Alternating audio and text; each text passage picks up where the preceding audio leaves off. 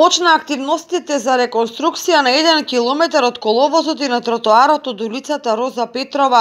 Во тек се интервенции на пешачката зона од десната страна, каде се врши ископ, тампонирање и промена на постојните рамници во должина од 800 метри.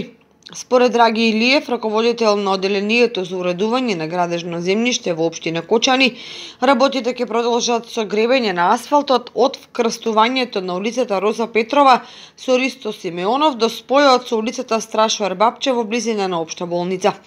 Изведувач на работите е градежната компанија V-Груп од Радовиш, а реконструкцијата на Роза Петрова се реализира со 5,5 милиони денари од Бирото за регионален развој и кофинансирање од 2 милиони и 700 денари од буџетот на општина Кочани.